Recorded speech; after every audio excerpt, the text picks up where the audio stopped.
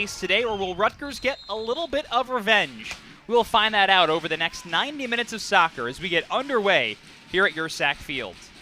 And this is an early one, too. I think I said afternoon in our open. It's still morning here in Piscataway. It's 11 a.m. We already deemed on the Thursday broadcast that this was going to be brunch with brocious. I'm sticking with it. Yeah, I hope you grabbed your coffee, your bagels, What is your bacon. go-to breakfast brunch Saturday or Sunday morning? You're watching some live soccer.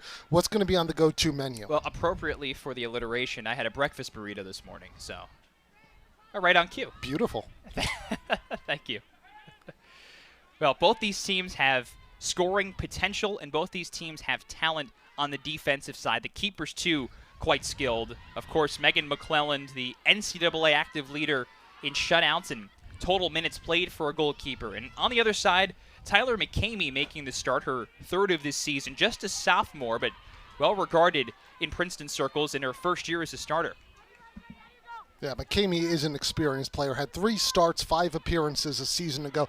Does a nice job commanding the area. Very vocal goalkeeper. And this defensive program, the setup that Princeton has, something they really have hung their hats on over the past few seasons. Having a goalkeeper back there who can communicate the way that she does is paramount for this program's success. Ball out of play. Cameron Lousteau there, one of the couple of seniors on the back line for Princeton. And Rutgers starts quickly with Kylie Daigle. Rutgers top 10 in the country in goals per game. And there's Kroger to the back post, and it's in! Oh my! A hot start on a Sunday morning for the Scarlet Knights. Kroger finds the side netting. Rutgers 1-0. For the junior captain Kroger, it's her 3rd goal of the season. As Christian mentioned, her 2nd straight match starting the scoring for Rutgers. And how about that in a game that means a great deal for Rutgers? Kroger comes out, the Scarlet Knights come out, and within 2 minutes, they are on the board with a lead. As we're being attacked by lanternflies in here. Yes, that actually happening too. Another look at the goal. That was a tremendous finish right here from Sam Kroger. We talked about the finish that she had on the set piece, heading it in against Temple on Thursday night. Now this one right-footed from a little bit of a tight angle, tidy finish from Kroger, who's really taking on this new offensive responsibility. And now here is Riley Tiernan as Rutgers looks to strike once again. Tried to center it for Mason, who does get the ability to play forward.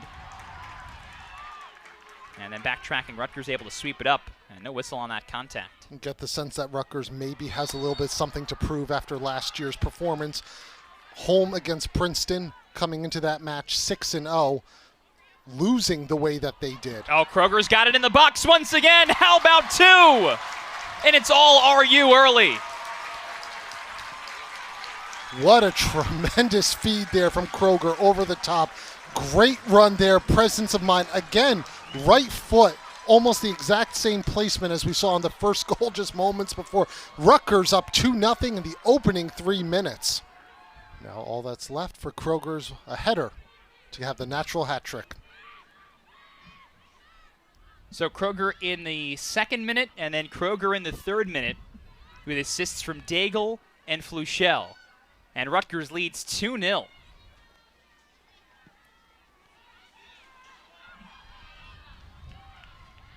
And how do you respond on the road, early morning, holiday weekend if you're Princeton? They get it at the top of the box, but it's driven high by Grace Sherman, their first try of the day. Well, it's going to have to be a lot of that from Princeton. This is a Rutgers team that likes to press, win the ball quickly, counter press when they lose the ball. For Princeton, it's going to be all about quick ball movement, finding space, finding those pockets, catching Rutgers in transition. I mean, by no means, 3-4 minutes into the match, is this over by any stretch. This is a talented Princeton team. Matter of fact, 4 NCAA tournament appearances under Sean Driscoll in his 7 years with the program. And this is another squad that looks like they're among the favorites from the Ivy League this year to be returning back to the NCAA tournament. So I don't think that this is going to be a Tiger squad that's going to lie down anytime soon, but an absolute dream start from Rutgers. Now the question is, Dom, can they keep it? Can they maintain it? Can they keep their foot on the gas pedal? Aria Nagai won the possession there for the Tigers, but they squander it. And now here's Tiernan. Rutgers does not have numbers here. It's 4-3 in favor of Princeton, but Tiernan streaks forward. And she plays it to her right now. First real touch for Allison Lowry. And playing it through. Kroger not able to get there. But it's picked off. Here's Kylie Daigle. Now Tiernan. Rutgers looking for a third. Fluchel. And a block from up top. That caught a Tiger right in the head. We'll get the stoppage because of the block. Yeah, that was quite a shot taken right there. And then definitely just see it looks just a little bit stunned right there. It's Heather McNabb. It is Heather McNabb, who's a very important piece of this Princeton Tigers team, both offensively and defensively. Does a lot of hard running and tracking back. Another look. Yeah, that was just square on the side of the face. So Mike Tremblay, the athletic trainer for the Tigers, will come and check on McNabb. Of course, any contact to the head will go through the whole protocol. So she'll come off, and Princeton will sub in Jen Estes, junior midfielder. Let's take a look at McNabb. If we see anything from up here, we'll let you know about her, because we talked about her to start the broadcast. I mean, she is the striker for the Tigers. Their leader in goals, assists, points, and shots. Yeah, and what a statement, though, that says to Princeton team that's reeling just a little bit right now. I mean, 2 early goals given up is very uncharacteristic of this team and their shape and really what Sean Driscoll has instilled, which is a defense-first approach and a possession approach within his program. But to have your leading scorer and someone so important playing up top in McNabb, running, making that tracking back run the way that she did, and then willing to take that shot. We'll see if Princeton responds. Pietra Torden gets on the edge of the 6-yard box, but she's turned aside. Cassidy Banks in part there to help for Rutgers. I thought Banks had a very impressive Thursday performance. I think you could say that about a lot of players on Rutgers against Temple, but Banks was very impressive defensively, tracking back, moving forward, and good with the ball at her feet in that match. Here's Sarah Brocious playing forward.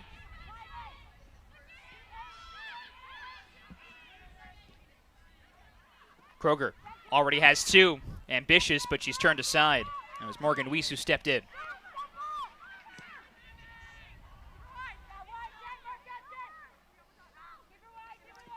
Maybe not the shot that Sam Kroger takes every day, but when you've scored twice in the opening 3 minutes, it's a shot you're willing to take from 30 yards away. Yeah, a dream start from Kroger. And we were talking about her before the match a little bit, Dom, about what she brought last year, and a little bit more of a wide midfield sort of role, maybe more tracking back defensively. Now further up the field without those responsibilities. She seems to really be thriving. 3 goals in the past 2 games.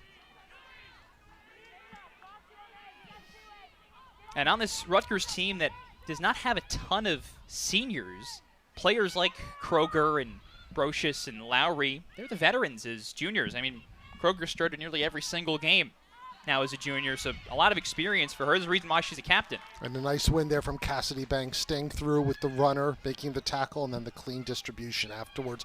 That's one of the things we've seen in Banks in terms of her development, Dom, from last year to this year, just growing in that responsibility where maybe she would be willing to just win the ball and then quickly play it out. She's really grown in that regard, her distribution. Kelsey Wozniak guilty of a tug on Allison Lynch's jersey, and she'll be the first in the book this morning.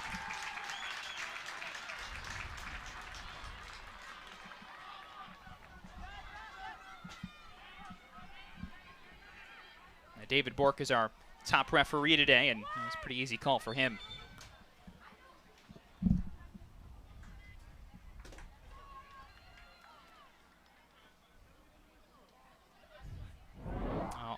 Our head official has stopped play. And take a look at the yellow card earning infraction. That's right there. Yeah, that was a pretty easy one, right in front of David Bork, too.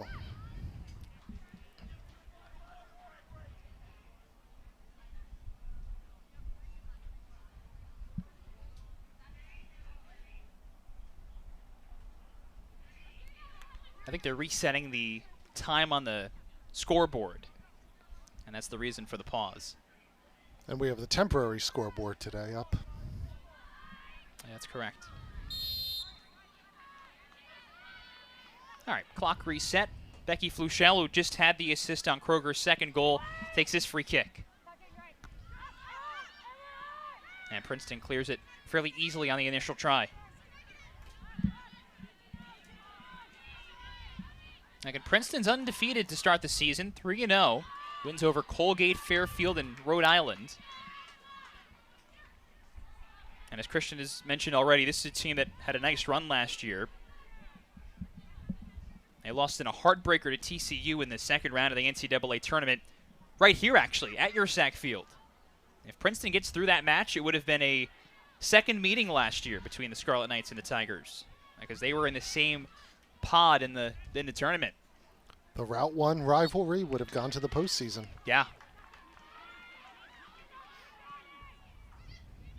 Yeah, this is a talented Princeton team. They have a nice mix there of upper-class players, but also some young freshmen and sophomores. And Sean Driscoll's never been afraid to play young players, very much like Mike O'Neill in that regard from the Rutgers perspective, but the willingness to be able to play young players, start them, but also sort of bleed them into the team throughout the match, giving them experience, giving them that exposure so that they're ready to step up and take that next step. And this is a Princeton team that I still think is going to be one of the top in the Ivy League and could make a return to the NCAA tournament. A good recovery by Cassidy Banks there as Pietra Torden looked to win her way inside the box. Speaking of freshmen, Torden is one. And then Rutgers pounces on it. I'll give away in the defensive third as Fluchel goes down. Some good defensive work there from Torden. That's one back. Here's Sherman. Princeton still in search of their first shot of the day.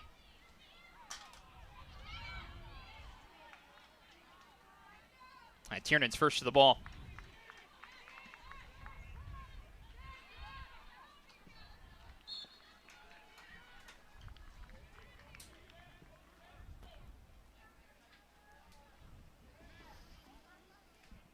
If you're just joining us, if you're a little late getting back from brunch, that score's not wrong. Less than 10 minutes in, Rutgers in front 2-0.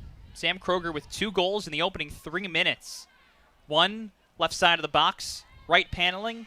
The other one, a great strike on a midfield feed from Becky Fluchel. And that's the reason why Rutgers is in front.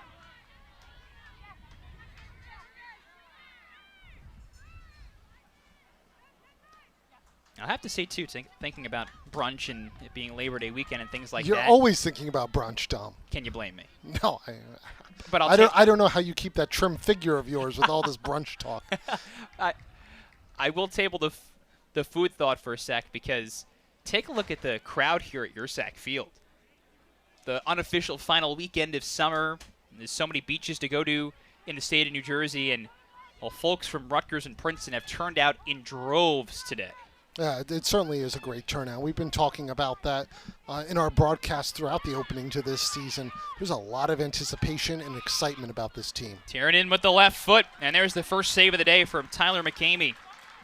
I think that's a big moment there from McCamey, who's a very, very solid goalkeeper. We talked about some of the experience she brings. This is her first year, sort of as that entrenched starter for Princeton. She covers the ground, does a nice job here on Riley Tiernan.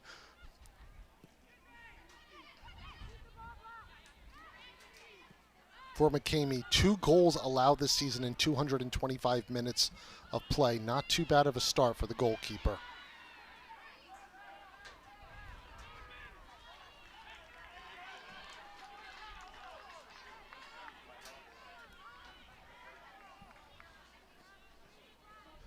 What's something worth mentioning, too, as Princeton searches for its first shot of the morning. Rutgers, again, did not concede a shot to Temple in that game on Thursday, so it's been now more than 100 minutes of soccer since Rutgers allowed their opponent to take a shot.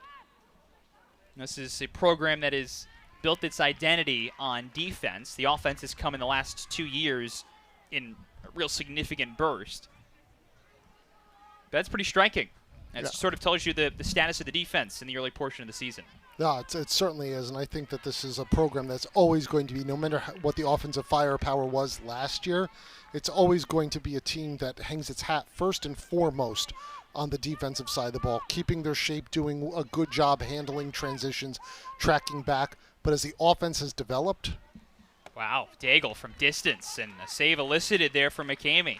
But as the offense has developed, we're seeing that this is a team that's pressing and counter-pressing further up the ball. When we talk about that pressing, the idea of trying to get the ball into the final third, trying to create some havoc, trying to stretch out opposing defenses, and then counter-pressing. When you lose the ball, what are you going to do? You're going to try to win it back as far up the field as possible. And it's becoming a real very commonplace strategy in modern soccer, this idea of counter-pressing and winning the ball further up, basically letting your offense be the best defense.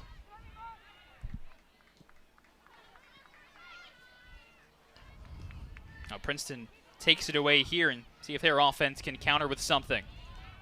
And not a bad ball into space, but Banks steps in front. Yeah, we've called out Cassidy Banks' name a number of times already in this opening 13 minutes. Sometimes as a defender, that's not always a good thing, but Cassidy Banks, I think, has done a lot of that lunch pail type of work so far to start this match for Rutgers. Tracking back, winning the balls, a very good understanding of the space that she's in and the angles she needs to take. This has been a real developmental growth area for Cassidy Banks. Last year, I think she oftentimes relied on the athleticism. This year, reading the game at a much more sophisticated level.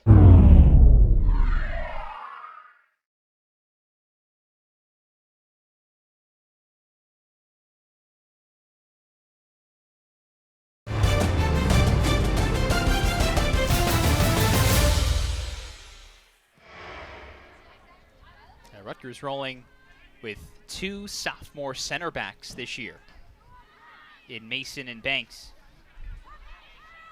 Now, both talented, but both youthful. And McCamey has to track this down as Lynch stepped in front of a pass.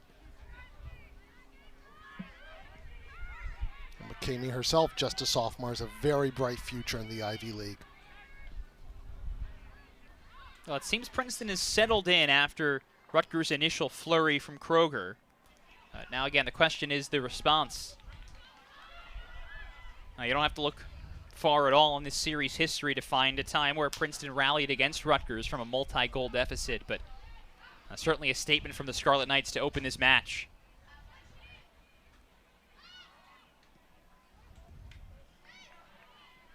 A bit heavy from Sherman, but Princeton's able to corral it anyway. Again, worth mentioning, Princeton's top goal scorer, Heather McNabb, the Ivy leader in goals, has not returned to the pitch after blocking a shot off the side of her head very early on in the opening 5 minutes. Yeah, that's certainly something worth monitoring, and that's a big loss for Princeton.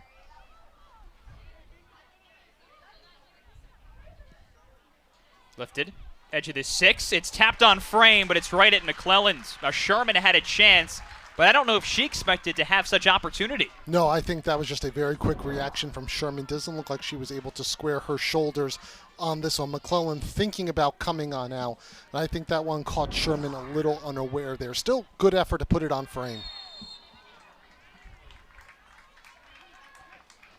Riley Tiernan's taken a couple big fouls already in this first half. It's very clear that teams are honing in on her. Well, that try at least puts Princeton on the board in terms of shots. The first one Rutgers has conceded since the tail end of the Buffalo match a week ago. Let's see if Princeton can level with some real quality chances to score. Now, the reason why they're behind is that woman right there, Sam Kroger, as she's worked off the ball. It comes back to reclaim it, steps over Estes. Now Brocious, back for Daigle.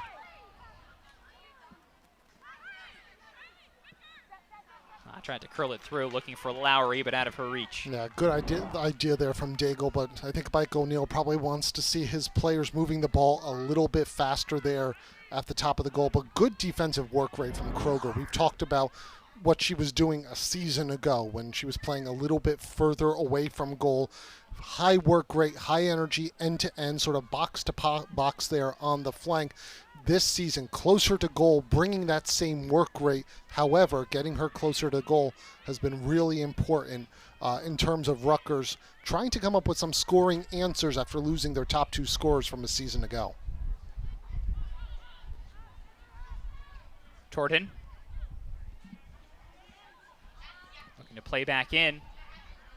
Now plays it back, and the shot is high and wide. Yeah, Princeton beginning to buzz just a little bit. It seems like Rutgers, after that strong start, just now maybe a little bit complacent, not going for those second balls, not winning possession necessarily. And Torton, we've seen pop up a couple times in dangerous areas. She's a dangerous player as well, coming off a brace performance. For those of you who are not familiar with the soccer parlance, that's 2 goals in the win at Rhode Island earlier this week, or I guess last week. Yeah, those 2 goals were Princeton's only goals, and it was Torton's first 2 goals of her career. Now, somebody who was named to Top Drawer Soccer's freshman best 11 coming into this season, so she's highly regarded coming out of the state of Florida. Yeah, she's a top player. A lot of energy, good work rate, technically very, very strong. But I think the understanding of the game is really where she shines, in addition to the athleticism and her composure in front of goal, but really the understanding of where to sit, where to make the runs, how to make the runs, and then winning those second balls, which is very important for an attacker in this system.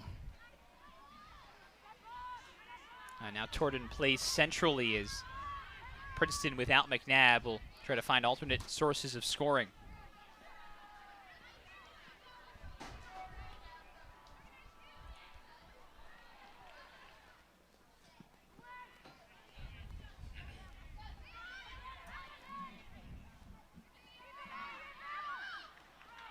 Brocious bullies her way onto the ball.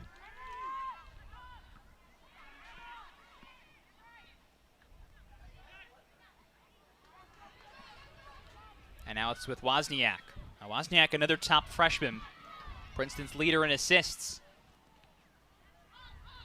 Maybe trying to curl that in there for Torton. Lily Bryant was also in the area. Somebody worth mentioning, a sophomore midfielder who was a big contributor last year as a freshman. But in the end, McClellan is there for it. And not surprisingly, given the score line, as we're 20 minutes into the first half. But Princeton, their middle 3, pushing up a little bit farther up, trying to win the ball further up and sustain some of that possession. Princeton's looking to use their back line to play between the lines a little bit to beat the pressing Rutgers, and then playing that ball quickly to the midfield, which is pushing up and pinching in a little bit further up. It's going to be important for them to link now between that midfield and the attacking 3 players up top. That's been where a little bit of the struggle's been in this match. Mason and Banks for Rutgers have read the match very well so far.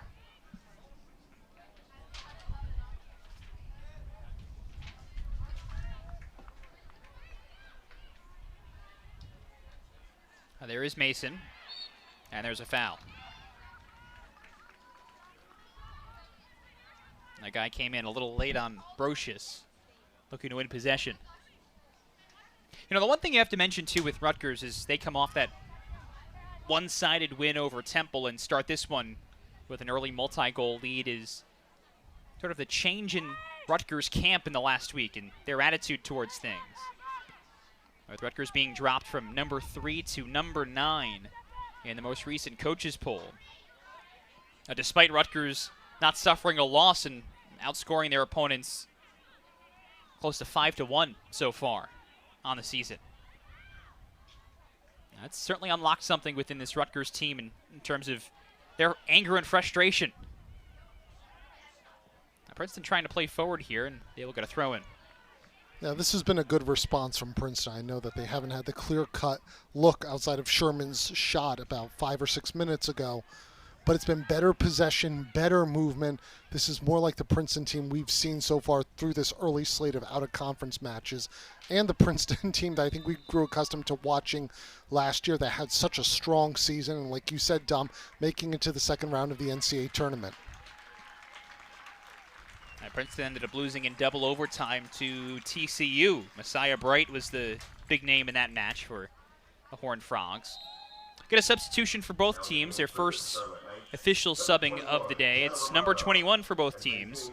Gianna Romano is in for Rutgers as Kylie Daigle exits, and it's Kylie Hamu in for Princeton.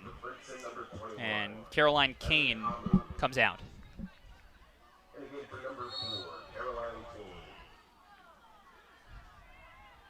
A foul against Tiernan. She got tangled up with the guy there.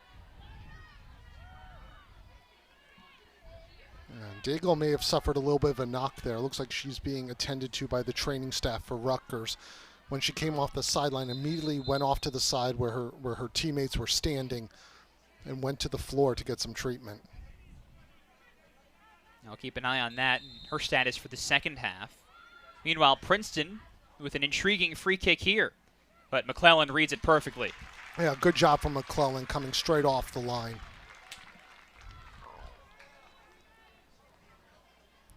Now, McClellan making her 87th start. What a luxury it is to have a 5-year starter in goal. Yeah, and the growth and development of Megan McClellan. I remember watching her when she kind of took and assumed that role. Seemed a little timid at some points, both in terms of the communication, which is so important for a goalkeeper.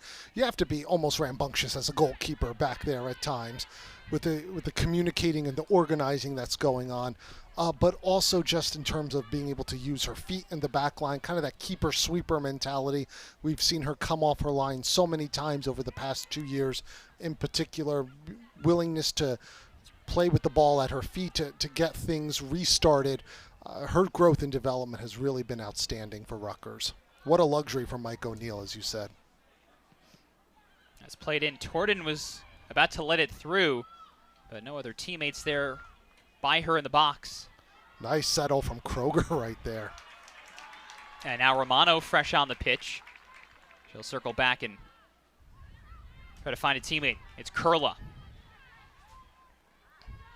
Rutgers has not been able to play forward quite as easily as it was able to in the opening 10 minutes. This is definitely leveled out. Yeah, I think that the extra body kind of coming into the midfield right now for Princeton seems to be playing a little bit further up, seems to be congesting and choking things for Rutgers. Rutgers wants to play out of the back line and transition quickly, and with it pinching up and moving forward just a little bit in terms of the midfield presence for Princeton, making things a bit difficult for Rutgers. It's a much higher line right now, not as much of a low block back four for Princeton either. They're moving forward, which means there's going to be a lot of space behind the back four for Rutgers, and we've seen how that's worked out so far this year. When Rutgers gets in on goal, they've been a very dangerous team. The stoppage in play here is because David Bork is just issued a yellow card to Sean Driscoll. Yeah, second time in this first half that Sean Driscoll has been approached by David Bork. This time is with a piece of paper in hand. Yeah, initially the conversation came after Kroger's second goal, I believe. Here's a ball in, Torden 1-on-2, and McClellan steps forward. I could not discern the topic of the initial conversation. Didn't seem to be any infractions that set up either goal from Kroger, but that's something to monitor. And sometimes it's just a head coach looking to fire up his team.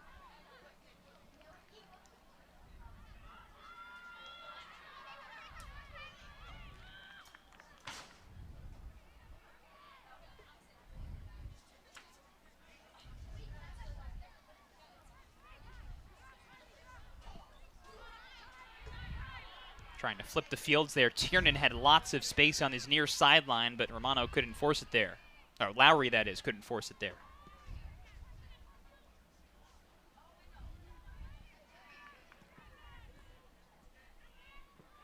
Nicely done there with Estes.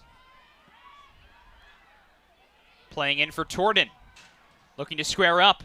Now cuts it back, and it's cleared away by Fleuchel. Nice work from Torden, though, to get into the box with some momentum and to try to play that ball, that diagonal ball back. Princeton looking more and more dangerous as the half wears on. And McClellan skies to receive that in ball. Again, Pietra Torden at the middle of what Princeton's trying to do offensively. Yeah, Torden, we've called out her name repeatedly throughout this first half. A very dangerous player. We've talked about the form that she's coming in those 2 goals in the win at Rhode Island last week. A strong player, tactically very sound. We've said that about a lot of these Princeton players, but they really go into the match, and Sean Driscoll does a good job of making sure that this team knows what they're going to be doing, knows what they need to do. And Torden's just one of those players who fits in so seamlessly for this program. Romano looking for an outlet, finds it with Brocious. And now Kroger forced off the ball, and McCamey will claim it.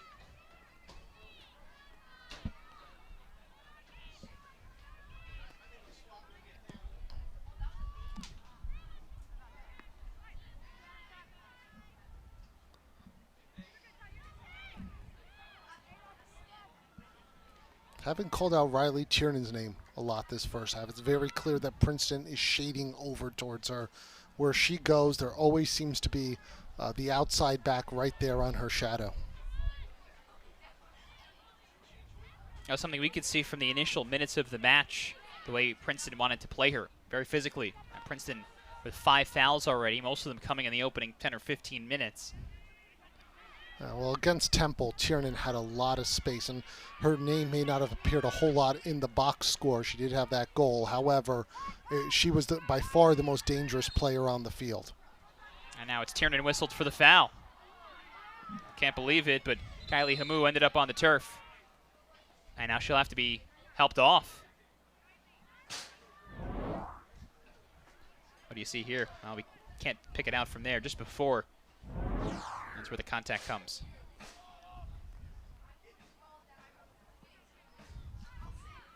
Not the first time Mike Tremblay has had to come on the field for Princeton. Here's a better look. I think it was just 2 bodies getting tangled up there, and good decision by David Bork not to reach to the pocket for anything. That's just 2 players battling it out.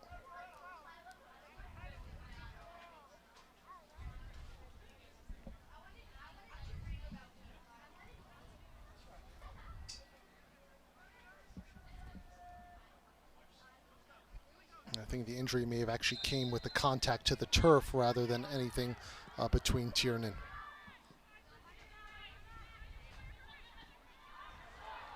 That's one back by Lowry for a moment, and now stays on it. A defender down behind the play for Princeton. Tiernan. That's claimed by McCamey. By the way, Princeton did not substitute with Hamu off the field right now, so they're playing with 10 players. And now, again, we've got the stoppage. And it looks like Princeton's getting ready for a trio of substitutes.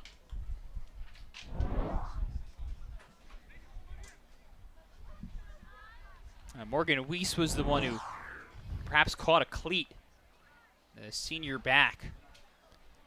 A lot of 50-50 balls in this match, and this is a rivalry match, and I think Rutgers is certainly coming in a bit gung-ho in this match, and it's not a surprise that it's been a bit physical in some moments.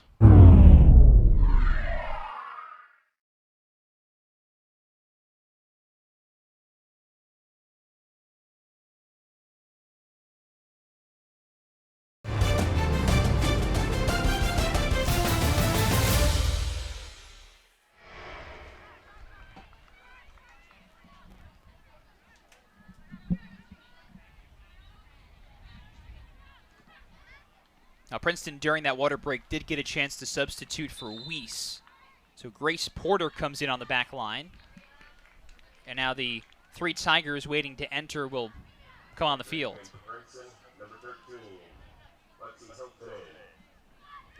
Lexi Hilton in. Drew Coomans. And Pia Bollier all on the field now, too. So partially because of injury and perhaps too because of the conditions, Princeton having to substitute often here in this first half. Again, Heather McNabb, Kylie Hamu, and Morgan Weiss have all gone off with injury, and I don't see any of them back on the field.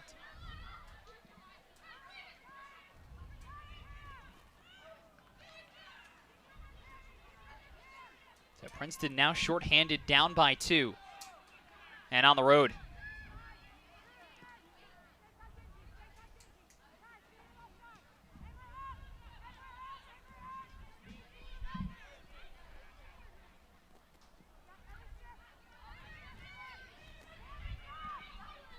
Now you go back to halftime of Rutgers' home opener last weekend against Buffalo. Rutgers has scored 11 straight goals unanswered. Yeah, and that was a match that was a bit of a dogfight there for Rutgers. That first half, Rutgers dominating the run of play, dominating possession and chances. However, Buffalo very much on the counter, scoring a nice goal to go into halftime up 1-0. Strong response from Rutgers in that match. We saw Riley Tiernan goal early in the second half to kind of get things back on a level footing, but also to sort of restore Rutgers' dominance in terms of possession and chances. And since then, I think this Rutgers team kind of took that little bit of that gut punch, if you will, very personally. Couple that with the drop in the rankings that they feel is very much undeserved. It's really been a tremendous response from Rutgers over the past week. Yeah, they were angry from what we hear about their response to falling in the rankings. And, you know, rankings are what they are. Coaches don't want them to be the end-all, be-all for teams, but whatever little bit of extra juice you can get, you'll use. As Lowry finds it in the box. Rutgers searching for a third score. Playing it high. Lynch in the 6, and the flag goes up as McCamey comes out. That's Allison Lynch playing outside back, but ending up in goal-scoring territory. And I think when Rutgers has been a little bit more static now in terms of their movement in the final third, getting that overlapping run from your outside back and just stretch and open things up, especially as Rutgers has had a hard time this match being able to find Tiernan in those isolated moments 1v1.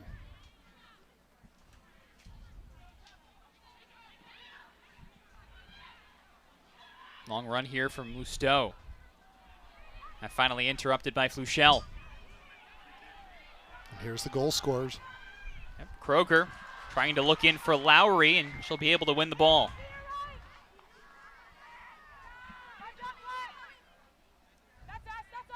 Now what can she do 1-on-2 in the corner, and does enough to win a throw-in.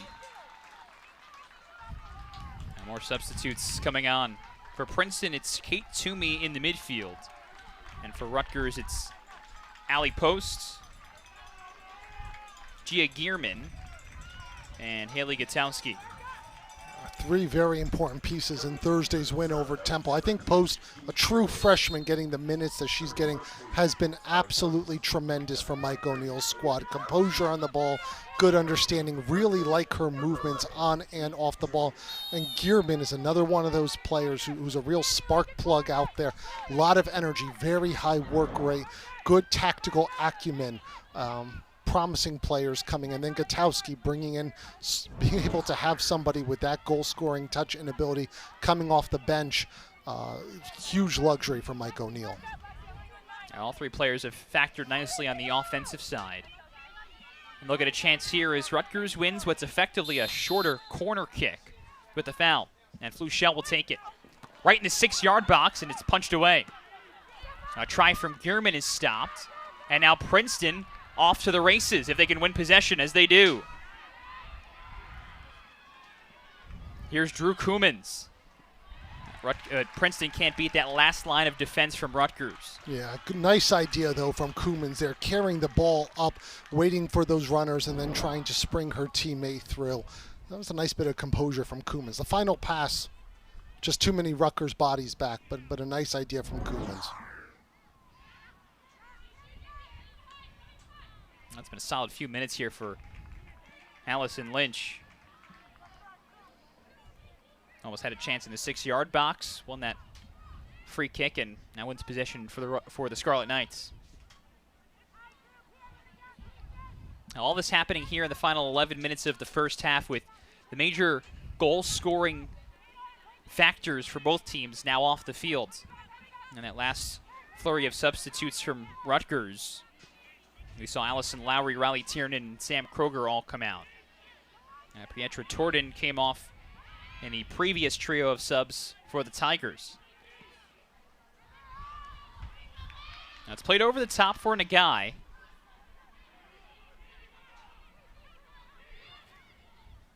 Bryant. And the guy will send this in. Yeah, Princeton just looking to spark something. Yeah, and the guy moving forward, a deep-lying holding midfielder, brings an awful lot of work, covers a lot of space for Princeton. See her going out there as far up the field. Impressive work rate. That's a big collision, and Rutgers is guilty on it. Yeah, some good 1v1 there from Lily Bryant. We've seen her pop up a couple times as this first half has gained traction. Bryant and Fleuchel collided. I suppose Bryant had last touch on the ball, and that's why she wins the whistle. Yeah, well, was it Fleuchel not moving and kind of holding ground and taking a charge? You know, to use the basketball term. If it happened inside the paint, it might have been an offensive foul. Yeah, but this may have been one where Fleuchel, the leg was stuck out, and Bryant, with the momentum kind of rolling in, earns the foul. Watch for a guy on these set pieces. And Rutgers will assemble a 4-player wall. One of the best chances of the opening half for Princeton, as they look to at least cut the deficit in half before halftime. And a guy will take it right on target, and McClellan reads it the whole way. Yeah. Good to get it over the wall there from Nagai, but just the placement and the power just a little bit off on that one. McClellan well positioned. 2 saves in the opening half for McClellan. Little chippiness to this match. It's not the Route 1 rivalry if there isn't a little chippiness, Dom. Driving on Route 1 can be a little chippy too. So. I think there's a good Taco Bell down there. A misnomer if there ever was one. There you go. This is the second time this weekend that Rutgers and Princeton are meeting here at Ursack Field. We saw the men's teams play back on Friday, and they played to a 1-1 draw, and that match was also quite chippy, befitting a rivalry game. Yeah, Princeton men's program is really a tremendous one. The program that gave Jesse Marsh, who's now the head coach at Leeds United, his start. Let's cut back for Brocious. Looking for one more touch inside the box.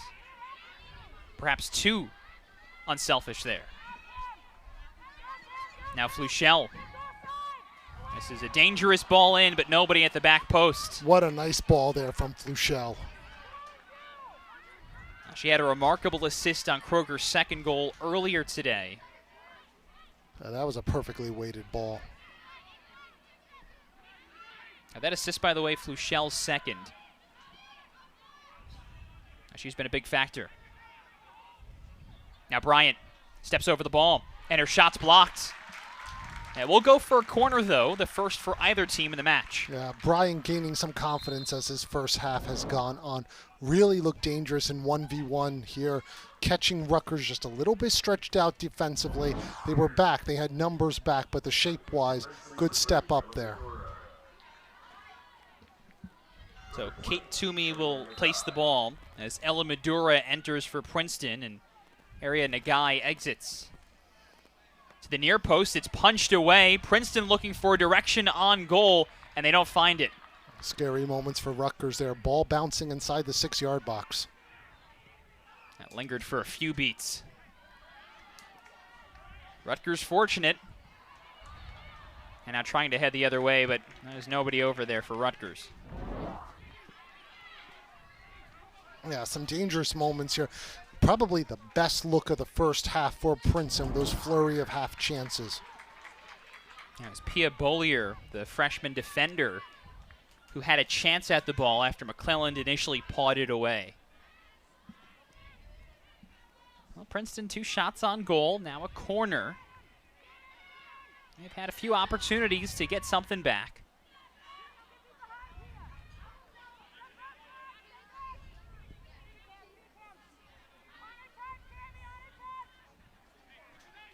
Gutowski can't keep that in play. Again, you go back to last year's meeting, which is a big storyline in this match because there are so many names still involved from that match. That's going to go against Madura. Yeah, Madura was doing a lot of pulling on the jersey there.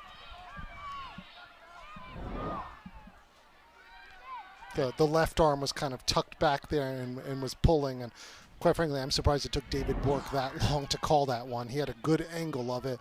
No, you want to let two players battle it out. We'll revisit the last year's meeting in a second. This is a ball in from Mason. Oh, it squeaks through, but McCamey reads it well. Now, the point I was going to make is that at half last year, Rutgers led 2-0. And even nearly an hour in, Rutgers led 3-1.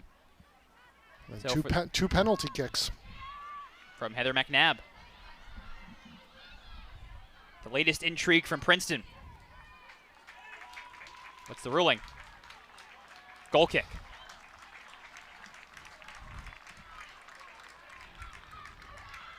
Yeah, that was some good work there from Emily Mason. Good body positioning.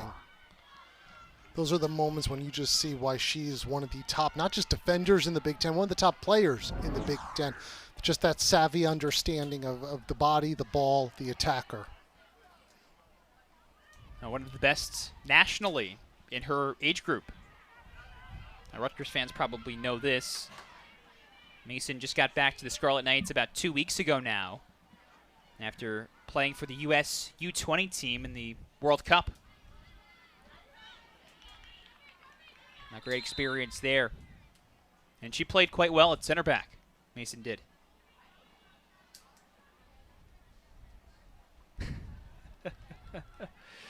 David Bork now coming over and having a chat with McClelland. I think McClelland took a bit too long on the goal kick, and I guess that's the topic of conversation. Gearman through the wickets. Wow. Playing it back through. Here's a great chance. It's saved by McCamey, though. Oh, what a stop by the sophomore. That was tremendous reflexes from McCamey on that one, but what a move by Gearman. Gianna Romano had a great chance to make it 3-0 Rutgers, but McCamey makes the save of the first half. Yeah, Romano here, well-timed shot. Very nearly getting that into the back of the net, but that move by Gearman and the presence of mind to play that square ball across the front of the area. Most dangerous Rutgers has looked in about 40 minutes. Rutgers, for the first 10 minutes, did nothing else but threaten to score, and did score twice. Since then, those opportunities have been much fewer than they were in the initial flurry. They say the most dangerous scoreline in soccer is 2-0 because the tendency is to take your foot off the gas. When in actuality, I love this saying from coaches, you're one away from being one away at that point. Good work there from Kurla.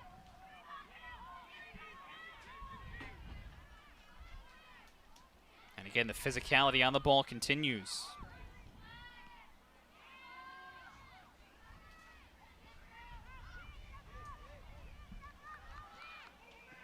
There's Romano. It'll stay with the Scarlet Knights. Under 3 minutes left in this opening half of play here at your Sack Field. Rutgers 2, Princeton 0. Meeting of undefeated rivals.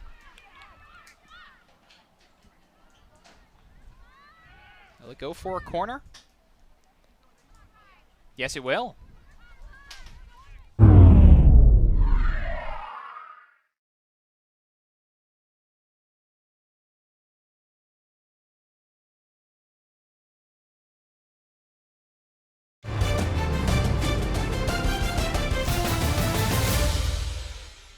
For Princeton. Fouchel on the take. Princeton there first. Now Lynch. And it's cleared.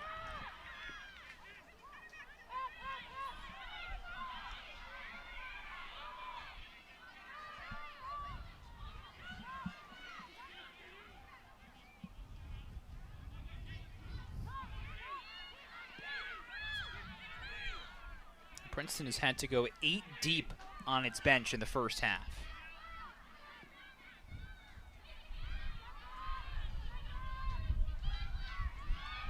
Banks cuts off the angle for Hilton in there.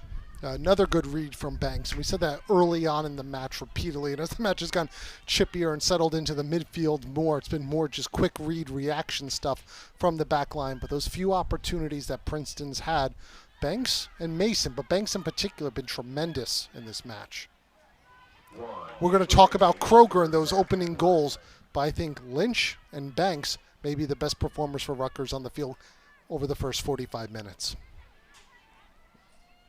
Blasphemy, I know, when you have 2 goals in the opening 3 minutes. Now the offensive flurry that Rutgers has had over the last year plus now, and the defense that was the calling card sometimes has gotten under-discussed a bit. That's played well. 25 seconds left here, and Rutgers gets the ball. They'll try to bleed these final moments out, get to half with a 2-goal advantage.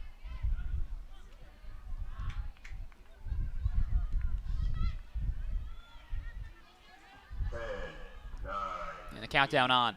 7, 6, 5, 4. Now, just the way Rutgers wanted to start a rivalry match. Pre-noon, but Rutgers was ready to roll. Thanks. Now, entering the Labor Day weekend, there were 15 well, hold that thought. Here's Sam Kroger trying to play it in for Allison Lowry, and Princeton gets there. Nearly a replica of how the first half started. The stat I was going to say before Rutgers tried to score that 3rd goal. Entering the Labor Day weekend, 15 teams in Division I women's soccer with perfect, no loss, no tie records. There will be at least 1 less or perhaps 2 less after this afternoon is done. And we'll see who was on that raw end of it. Again, you go back to last year's meeting, the one where Princeton came from behind to win. Rutgers led at the break 2-0. Don't doubt that both coaches mentioned that during halftime. Yeah, that was the first loss of the season for Rutgers. And I think a real eye-opener for the Scarlet Knights. At that point, 6-0, really rolling along, a lot of confidence. I think that was one of those matches that sort of showed what Rutgers needs to do to close out against quality opponents. And Princeton last year, and certainly this year, a very high-quality opponent.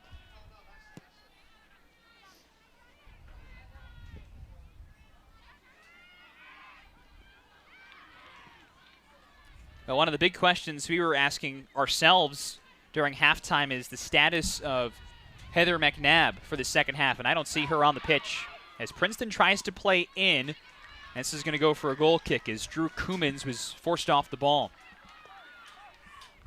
Now, Christian, you mentioned it in the first half. The Tigers suffered some injuries. McNabb blocked a shot off the side of her head, came off in the opening minutes, didn't return. Kylie Hamu injured her right shoulder, it appeared, came back on later and then had to be helped off once again.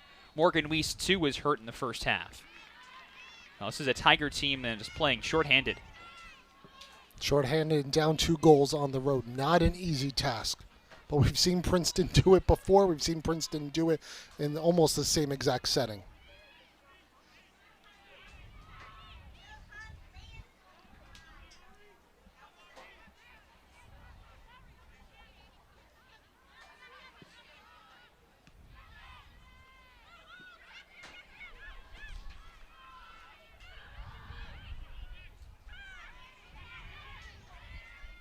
There's Grace Sherman looking to play forward. Well, the focal point offensively, especially after McNabb got hurt, was the freshman Pietra Torden. We talked about her first 2 career goals last time out in the win over Rhode Island. And Princeton hoping she finds some more.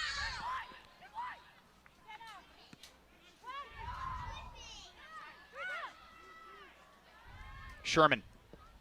I tried to play it with her right foot and just could not square it up.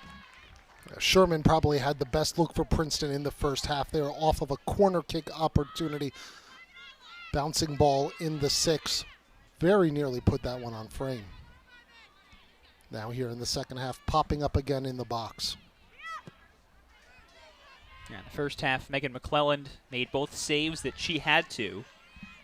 Now, Tyler McCamey, Princeton's keeper, in her own right, ended up making 3 first-half saves, including a pretty sterling one. I believe it was Riley Tiernan who had the try late in the first half that elicited a diving save.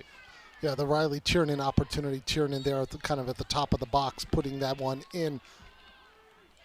Haven't heard Tiernan's name called a lot throughout this match. Very clearly, defensively, Princeton has been shading over towards Tiernan to try to deny her the ball.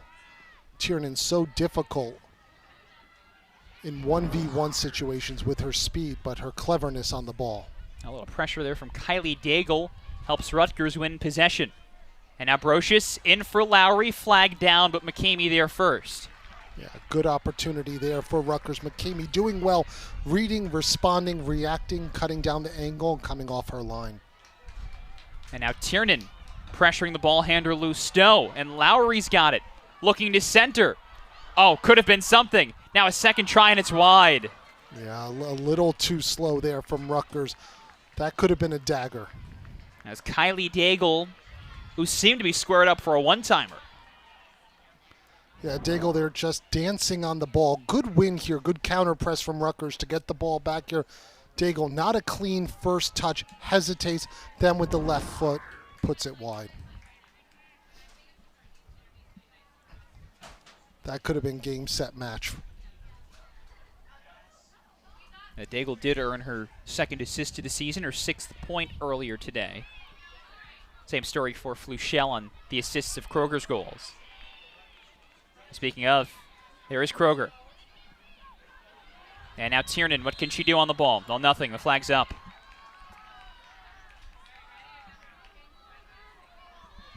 Well, we've called Tiernan's name now in the opening 5 minutes of the second half, more than we did throughout the first half. Finding more opportunities there on that left flank for Rutgers.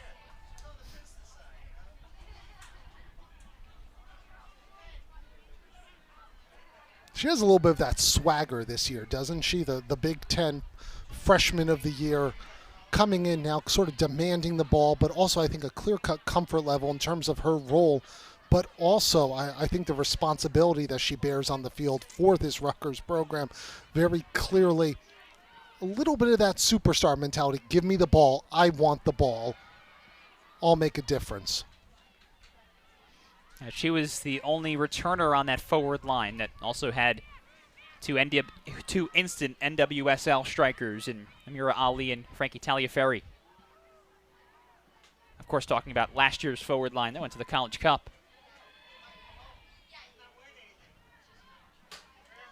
That ball sitting along the sideline. Lynch not wanting to touch it, and Grace Porter unlocks it for Princeton.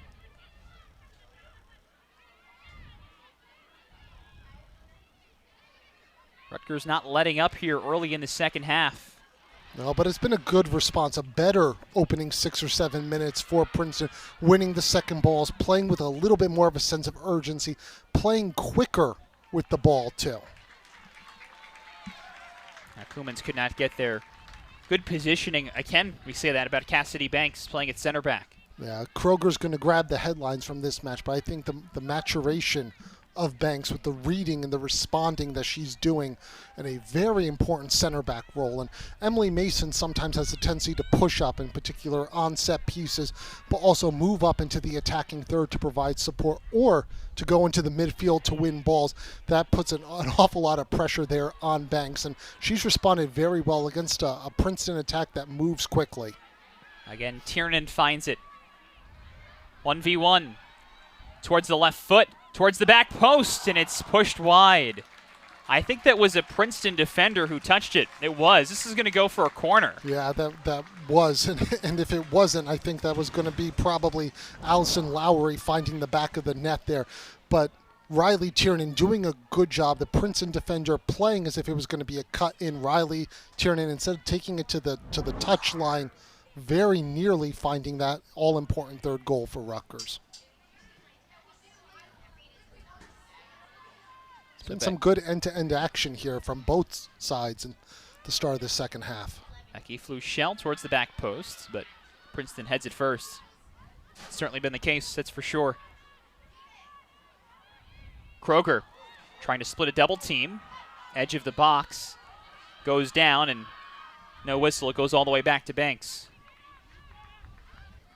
Now, on that topic of 50-50 play here in the first half, just want to highlight the number you said earlier. 64-36 was the difference in possession in the first half in favor of Rutgers. Yeah, and I think, though, when Rutgers, outside those opening couple minutes, what did they do with that possession necessarily? The opening 5 minutes, last 5 minutes of the first half, Rutgers looked dangerous. Kind of in the middle there, they got into kind of a slogging sort of match, if you will, with the Princeton program that wanted to make things difficult in the midfield. Rutgers now finding space, better movement to start the second half. This well timed from Tiernan. She's onside. And cuts back. Leaves one defender. Lays it off for Daigle, but it's right at McCamey. Yeah, Daigle there taking a one touch. We remember just a few moments ago in the first half, in the start of the second half, kind of dancing around there, around 8 to 10 yards out. Daigle now making no mistake about it, putting a good shot on frame. I have to mention, too, with Kylie Daigle, I don't think we did in the first half. She ended up on SportsCenter's top 10 plays back on Thursday after her Olympico goal on the corner kick. That was a tremendous goal right there. Ostentatious, I think we would say. Ended up number 3 on the top 10. And well-deserved, too. As she said after the match that it's something that she does practice. And just before she took the corner kick, she ran by the Rutgers bench, and the coaches said, just like we practice. And she got the message. Now, Rutgers was up 2-0 at the time, too, so some more license to go for things like that than maybe in a one-goal game or a even game. But I'll tell you what, Dom, you put that type of thing on film, and every Big Ten coach is going to see it, and it's going to adjust how they handle set pieces and corner kicks moving forward, and that can open up things in the box. The one area where this Rutgers team may struggle a little bit is set pieces. They're not the tallest team. They're not necessarily the best team in the air. It's probably the one area where there needs to be some growth and development as the season goes on. To have that on film can open up a lot of things for those late runners into the box and to kind of create havoc. Every Big Ten program's going to have to hesitate a little bit on set pieces. Well, here's Pietra Torden from outside the box, and McClellan covers the near post. Yeah, Torden pops up in a lot of dangerous places. She's been probably the most impressive attacker for Princeton in this match. A couple of half chances and a good look there. Torden's been very solid for Princeton.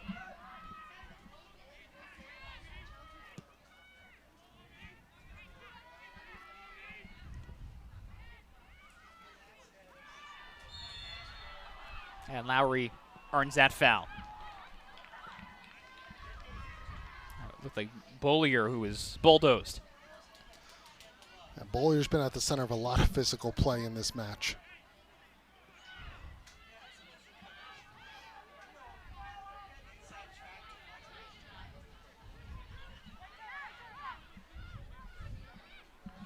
Well timed from Koumans, playing it through. A chance for Princeton, it doesn't get through though. The block right at the edge of the 6 from Emily Mason, who's now slow to get to her feet. Yeah, not too far away, where in the first half we saw a Princeton player, Heather McNabb, go down for a very similar defensive effort here. This was Emily Mason standing tall. That could well have been a 2-1 scoreline for Princeton if Emily Mason doesn't make that play. Grace Sherman had a great look. Grace Sherman's another player that we've talked about repeatedly throughout the first half, popping up in some dangerous places with some half chances. Here's another angle.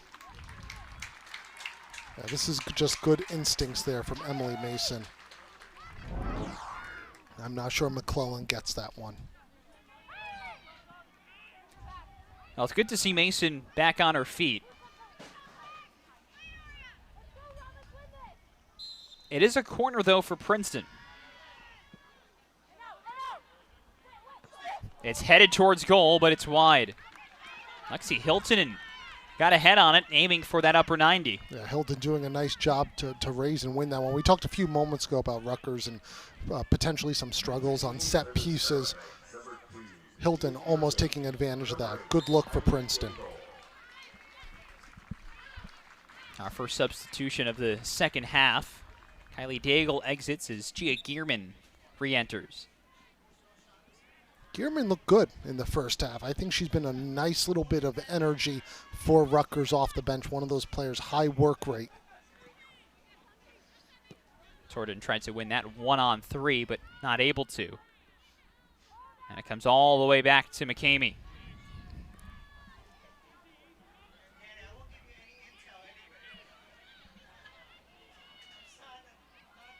Well, Gearman on the forward line now, so Kroger sits back in as sort of an attacking mid next to her classmate, Sarah Brocious.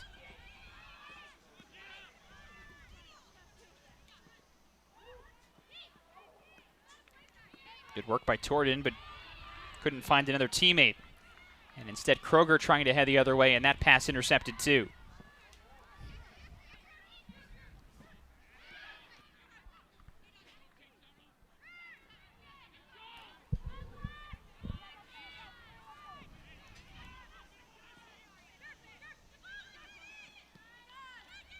Sherman to Nagai, who both had nice first halves. And now Nagai tripped up. It's going to be a free kick for Princeton.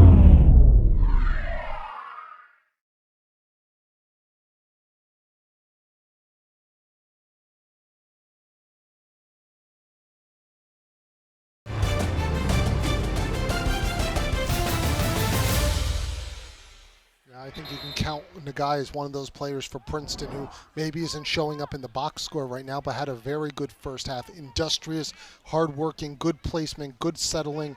He's done a nice job clogging up the passing channels and has moved forward very effectively for the Tigers on several occasions, earning this free kick.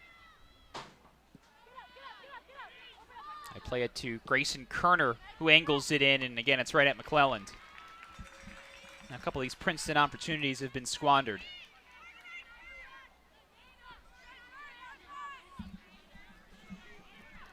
But a good response from Princeton in this second half. And we watched and we observed their head coach, Sean Driscoll, staying on the field for several minutes at the start of halftime, talking with several of the players, really working through some things. And then Princeton late to the field to start the second half, spending a little extra time in the locker room, clearly working on some things tactically and maybe getting a little bit of a fiery speech from their head coach, who earned a yellow card in the first half. Long run from Sherman, and now out wide for Koumans. That's blocked by Banks. It will go for a throw-in. That not only denies service, but also does not concede a corner. Yeah, Banks covered so much ground and did so very quickly. Once again, we talk about the understanding and the growth of Cassidy Banks from last year to this year, the understanding of where to make the run and take that angle to cut things down.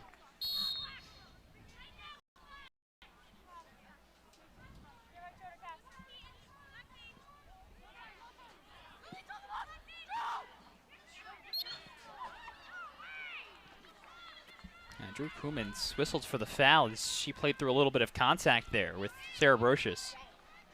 Brocious, by the way, got carded for the foul that resulted in the free kick a few moments ago. She's the first Scarlet Knight in the book. Sean Driscoll and Kelsey Wozniak for Princeton.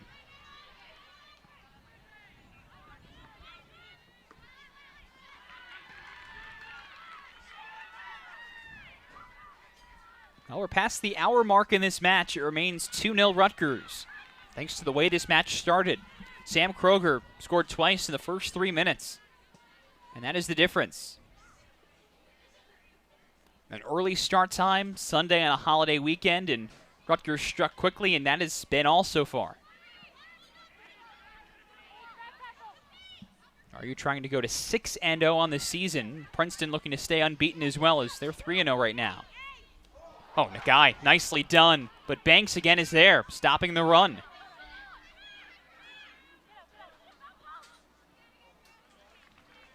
The guy's been an impressive player. Hasn't necessarily been flashy, but popping up nicely to take set pieces and showing just a little bit there in the attacking third. And Princeton needs something special. Rutgers has done a good job in terms of their shape and their formation rarely being broken down. Now as we're 62, 63 minutes into the match.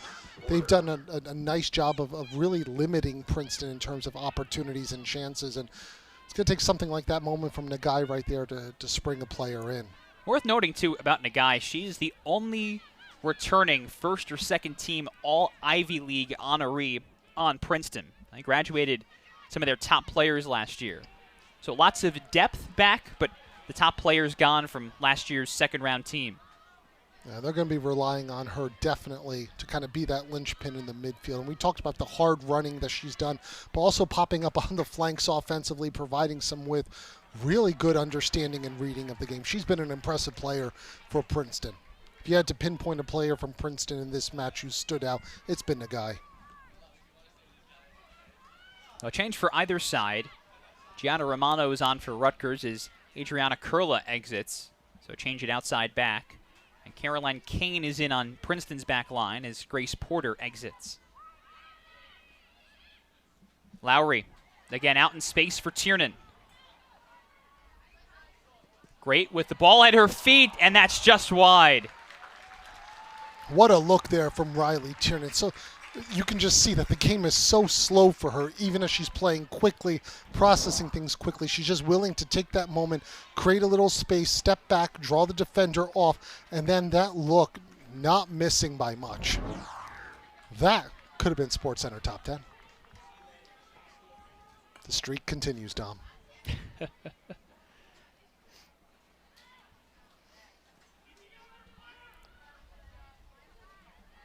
Two shots taken today by Tiernan. 3 each from Kylie Daigle and Sam Kroger. In all, Rutgers leads 11-7 in the shots category. A foul setting up Becky Fluchel for a free kick here.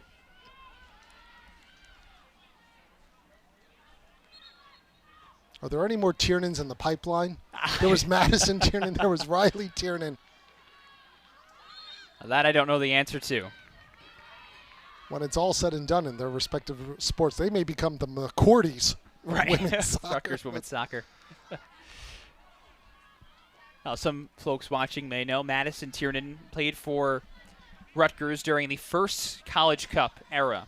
He was on that team in 2015. One of the top goal scorers in program history, now on staff and standing right there. She's an assistant coach. Yeah, she was a tremendous player. You talk about somebody who brought the energy and the physicality mixed with the technical ability and the ability to read the game.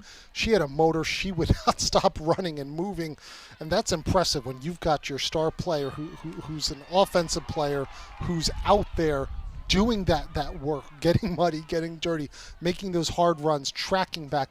Madison Tiernan hated to lose the ball, perhaps more than any player that I've seen in this recent history over the past decade of Rutgers women's soccer. The only player who hates to lose the ball more than Madison Tiernan, Riley Tiernan.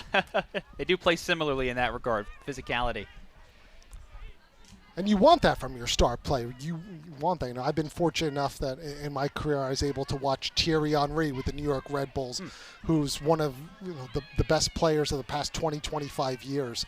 And watching Thierry Henry in his early 30s, even at that point in his career, when he lost the ball, there was nothing on the field other than that ball, and he wanted to win it back. When your star player, you're one of your forwards, one of your attacking players, has that mentality, as a Madison Tiernan or a Riley Tiernan does, that sends a message to the rest of the program, and that really elevates the work rate and the intensity. It's a big reason why we saw Madison Tiernan's 2015 team, Riley Tiernan's 2021 team feed off that energy.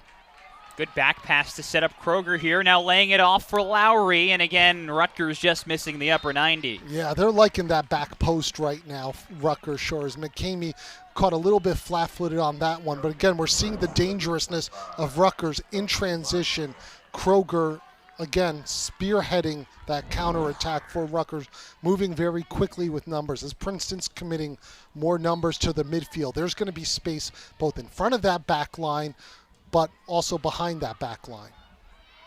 Well, Tiernan takes it away off the restart. To her left foot, and McCamey takes it in. Her 5th save of the day.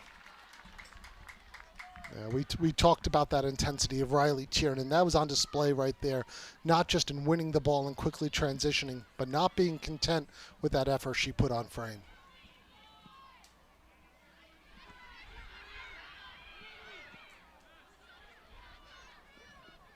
Now McClellan playing like a fifth-year starter. Grace Sherman trying to sneak through that back line, but McClellan right there.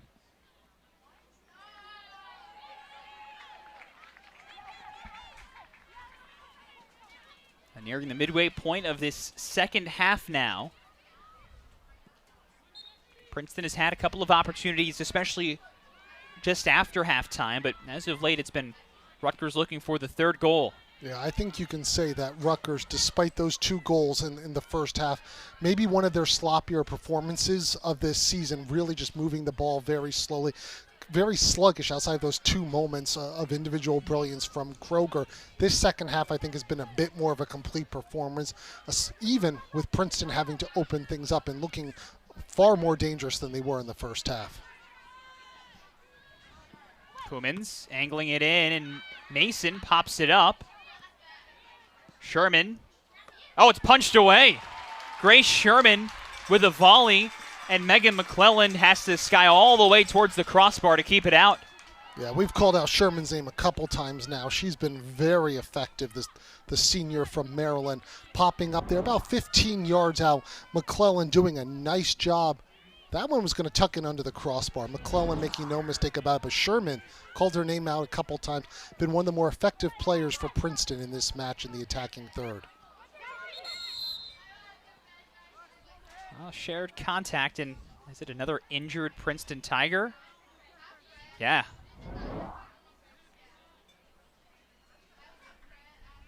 It looks like Sherman. David Bork, our referee, immediately turned to the sideline. He's been very proactive this match. Now Sherman appears to be okay. She has to come off for a moment, so Princeton will have to send on a player for a sec. It's Grayson Kerner.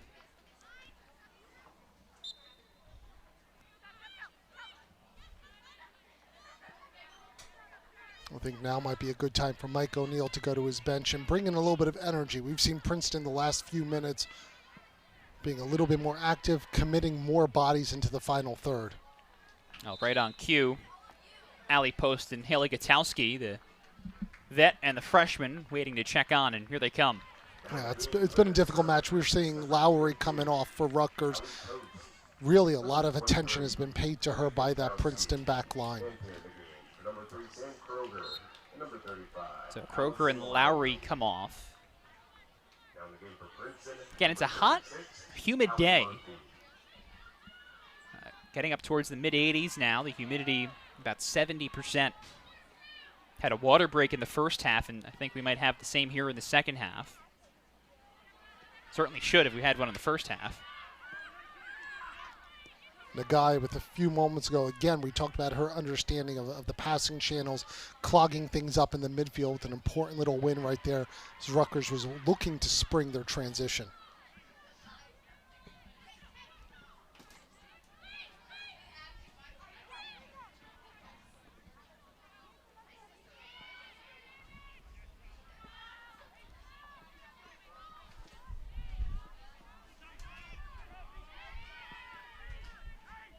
Nagai.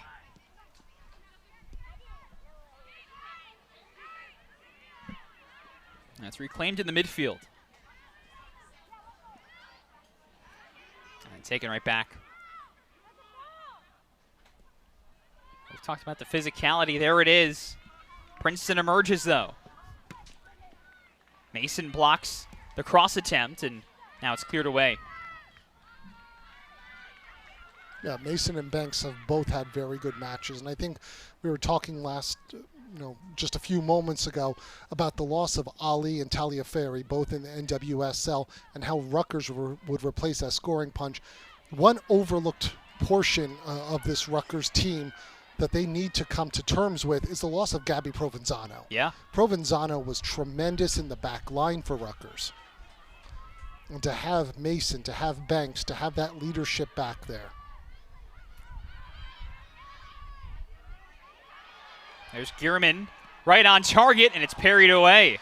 Yeah, Gearman doing what Gearman does best, bringing energy, bringing pace, but also quick decisiveness there.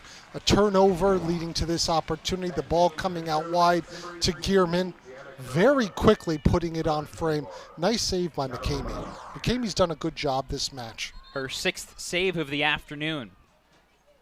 And it earns Rutgers its 3rd corner of the day.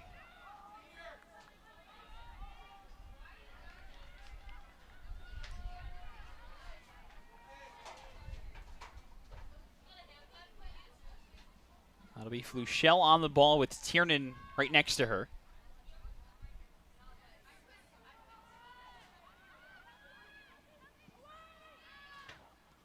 A crowd of Princeton jerseys there, and that's cleared away.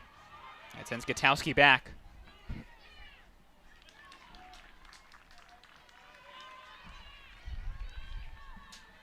You're not wrong, by the way, about Gabby Provenzano. Well, thank you. 5-year starter, the center back who it seemed to was always in the right spot at the right time. Yeah, she read the game so well, but I think distribution-wise, that was one of the most underappreciated parts of her game. We talk about her defensive prowess and tenacity and ball winning. Who wins the foot race? Wozniak steering it over goal. Yeah, just very little support there for Wozniak.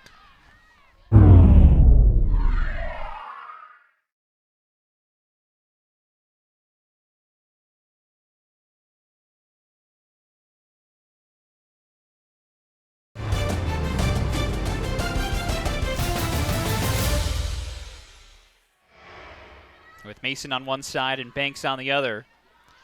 But that's the reading the game we were just talking about with Provenzano, who understood, who played angles so well, who did a good job. And when you have a Rutgers team, especially last year with what they did in the midfield and the attack, the amount of bodies that they committed forward into the attack, to have Provenzano back there who really played almost like 2 central defenders at times, right, with that ability to read and understand and make big plays. And then also on set pieces was so effective with her service.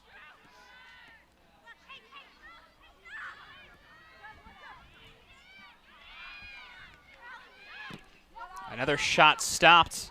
Lynch, the one stopping that shot from Allie Murphy, and then a frustration foul at the end. Yeah, Lynch has had a very good match, positioning-wise, but also her commitment in 1v1 situations here, patiently riding this out. And moving forward well in the attack, couple times overlapping runs off that right side.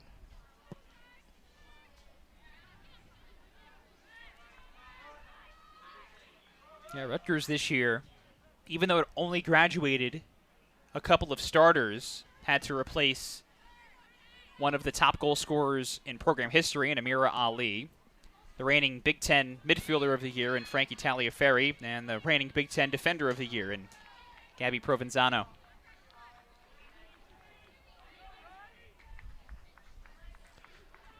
And I think it's safe to say through 4.5, almost 5 games, Rutgers has done a good job of rebuilding, retooling, and reloading. That's for sure. Now you see the number next to their name, number 9. They've been top 10 since the preseason poll. Rutgers now in search of the clean sheet, leading 2-0, coming up on the 76th minute of the match.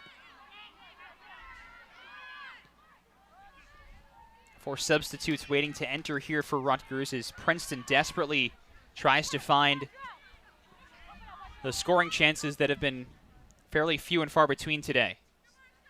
1 or 2 in each half, and that's it. They've not been abundant. And here come the subs. I think Princeton with a cry for a corner kick. Pretty legitimate claim on that.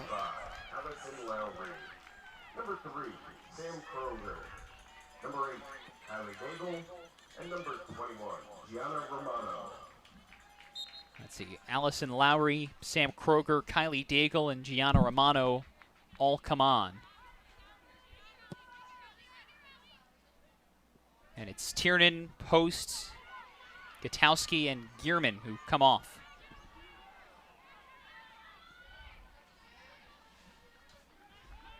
And now Allison Lowry a little shaken up as she was stopped midway through her run.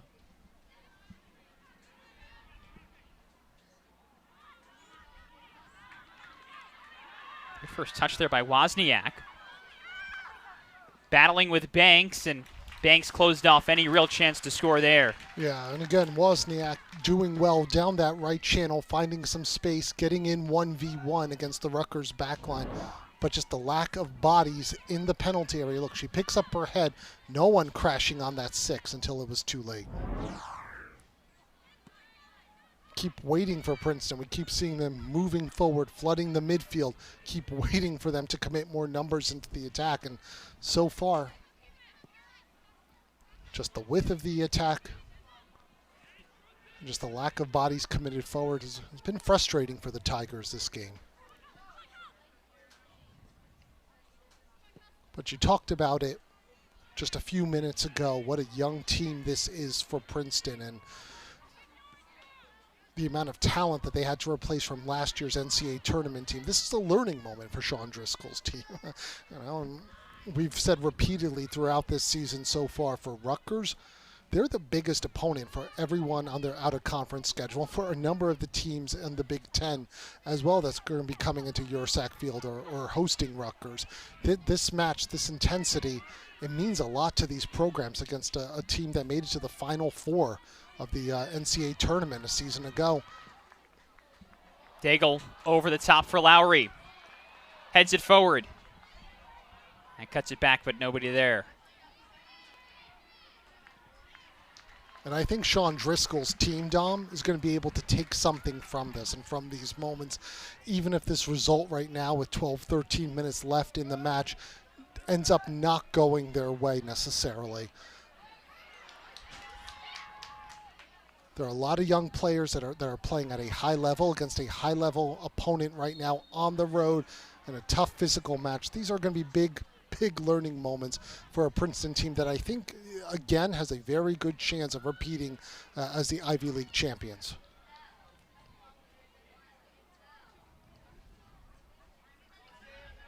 Now looking just in the homestand.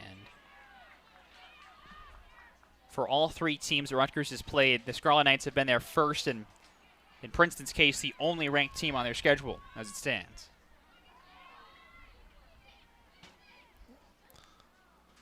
It's definitely been an improved out-of-conference schedule, I think, for Rutgers. And you talk about a team that is coming in with confidence from their NCAA tournament run a season ago, but also needs to kind of work through and test themselves against high-level competition.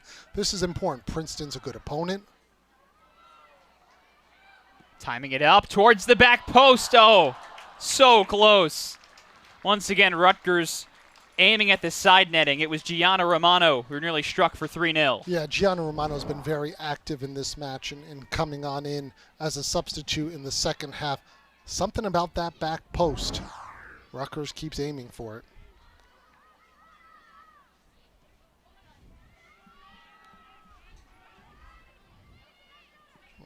Playing a New Mexico team to start the season that was favored to win the Mountain West Conference in the preseason polls. Certainly a good test on the road across the country for Rutgers. And then this performance, I think, while maybe not the prettiest, certainly is an important one to get Rutgers ready for a very tough, a grueling Big Ten schedule. And then what Mike O'Neill hopes for is another NCAA tournament appearance. Big moments for this team, big moments for Princeton too, as they look to build that squad and identity. Yeah, 3 of the first 6 Rutgers opponents went to the NCAA tournament last year. And Buffalo, the team that started the homestand, could very well go there this year as a new entrant. Have a chance to win the MAC. Well, that was played through. It looked like Torden, who almost had a chance at it. It was. Princeton has been outshot by Rutgers 15-11. Quite different than Rutgers' last match, and even quite different than the initial 10 or 15 minutes of this match. Now, Princeton has forced McClellan to make 5 saves.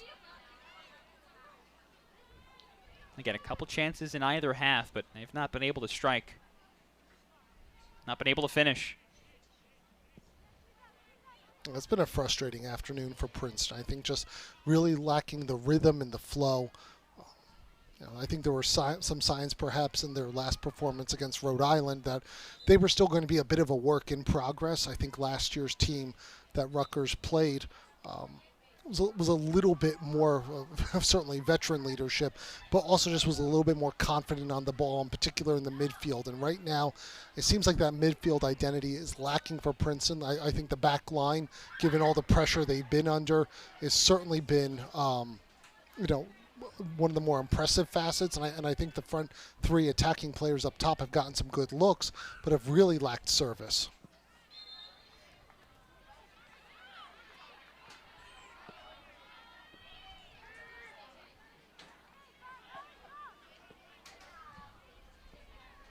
Well, past the 80th minute, I think you can see the exhaustion on both sides here. Princeton struggling to really mount the energy it would take to overcome a 2-goal deficit on the road. And Rutgers, too, seeming a bit petered out. Now this will go for a Princeton throw-in.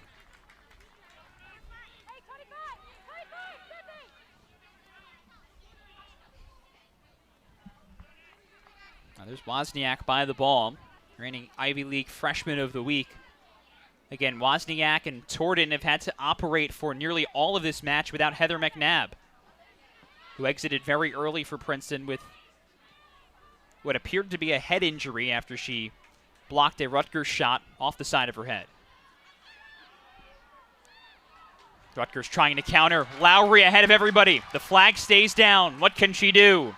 Lowry inside and in the net. It's 3-0 Rutgers. And well-deserved there from Allison Lowry, who's been popping up in dangerous places in this second half, getting sent in, doing a tremendous job. Clinical finish from Lowry.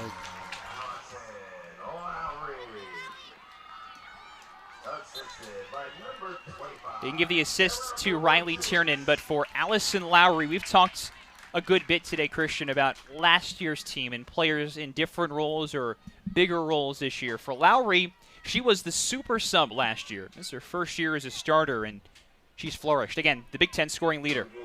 Yeah, but without that vision from Riley Tiernan to pull the ball back, make that play, spray that ball into space, knowing Lowry was there, the vision and composure. We talked in the first half. We didn't call out Riley Tiernan's name a lot. Second half, she had a couple really good looks. You could tell that there was frustration there, and moment after moment, she was looking to do something, looking to put this game away. Finally, Tiernan, who's been so good in front of goal this year, turns the provider, the role that she knows all too well from last year. Really, really savvy play from Riley Tiernan. Heads-up play. Tiernan last year, as a freshman, tied the program record for assists. And now that assists puts her atop the Big Ten with 4 helpers on the season. I think safe to say now, with just under 6 minutes left, Rutgers is going to be moving to 6-0 on the season. How many spots are they going to drop in the rankings this week? That's right, United Soccer coaches coming after you. Will it stay in? No. Again, out for a goal kick. Start the season 4-0. You play a difficult Buffalo team on Sunday. You overcome. You put together what I thought was a thorough and complete second half against Buffalo, and somehow you drop not 1, not 2. You can understand that there's some leapfrogging and movement at this point in the season. There's a lot of fluidity usually in the rankings, more depending on what other teams are doing and sometimes less on what you're doing. But to drop 6 spots, the slander. Yeah, from 3 to 9, and that lit a fire under the team this week. And I think that was encapsulated in the way Rutgers not just performed, but closed out the match Thursday against Temple. 10 goals over their last 2 games. Yeah, true. 12 goals over their last 5 halves, dating back to the Buffalo game. Unanswered. 0 goals allowed. You know, it's funny. You think back to last year's meeting between Rutgers and Princeton. Rutgers losing as Princeton rallied in the second half. Rutgers went on to lose a few days later on the road to Georgetown. And then the Scarlet Knights didn't lose for nearly 2 months after that. Won 13 straight, swept the Big Ten, ended up losing in the Big Ten final to Michigan. But And there's you can speculate about whether or not Rutgers does all of that if they don't concede those 2 matches. Now, there's certainly, this last week has changed a little something within them, and I don't know if it'll be the same result, but certainly it seems a similar spark. Yeah, I certainly think that there's a spark. I also think that that performance against Buffalo, sloppy in the first half, uncharacteristic of a Mike O'Neill team. They came out and while they were probably the better in terms of the run of play, looked disorganized, they looked disjointed, heavy legs, touch was off. And then they came out in the second half, and they really started to percolate. That Riley Tiernan goal in the opening minute of the second half, really the game changer. Oh, Torden trying to turn. If she had kept that ball at her feet, she would have been alone with McClelland. But I think it was a response from Rutgers, and I think this week the question was, how are they going to respond to the response? and in a way, that drop of 6 spots, I think that was just a little motivational tool that Mike O'Neill needed. I don't know if Mike O'Neill's the kind of coach that would go in there and make a big speech before a practice, before a game about the drop in the rankings. That's not his temperament. But I'm willing to bet something went up on the bulletin board clearly showing the drop in the rankings, and that's the message that needed to be sent. Rutgers not done. Here's Gearman trying to lose one last defender. Instead, Kroger's got it and sends it back for Brocious. Well, what a move from Kroger, though. Sitting a goal away from a hat trick. A lot of players, and you couldn't fault anyone, trying to get that 3rd goal. First career hat trick potentially for Kroger. Pulling that ball back, keeping the possession, trying to see out this last 2.5 minutes of the match.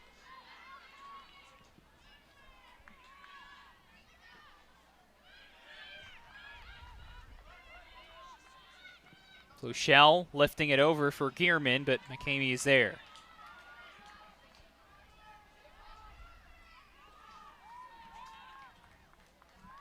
Well, Rutgers after this, it's more quality opponents. They're going to stay at home. This is a homestand that continues until Rutgers opens up Big Ten play, in fact, on the 18th against Ohio State. It seems like it lasts till Thanksgiving. Yeah. For Rutgers' next match, it's LaSalle, Thursday, 7 o'clock. Now, LaSalle right now is 4-1. That match will be here on Big Ten Plus. The match after that will also be here with us on Big Ten Plus. Sunday, I believe that's the 11th, actually. It is. Against LSU, who is 3-0-2. Well, Lily Bryant just coming off for Princeton. She's had, I know, a frustrating match for a lot of these players, but she's been one of the players for Princeton who I thought looked really industrious in the final third, doing some good things with the ball at her feet, popping up in dangerous places. I know Princeton's going to be frustrated by the scoreline. They're going to be frustrated by the injuries. They're going to be frustrated by a lot of the things that played out in this match. But Lily Bryant, I think, was one of those players, along with Nagai, who I think has really stood out from this match in terms of what they brought in a difficult situation, environment, and setting in a big crowd here at Ursack Field. Yeah, well over 1,000 people turning out before noon on a holiday weekend to watch this one. And certainly the folks who made the trip wearing scarlet going to go home happy. Now, we already know that you had your breakfast burrito. I did. Lunchtime's popping up here, so. Options. There's always options in the New Brunswick area. What's the go-to, Dom? Oh, you got no. 30 seconds. I can't concede it. I'll just say between the likes of Hansel and Stuff and some of the other ones, you can make your pick. Now we are into the final 20 seconds.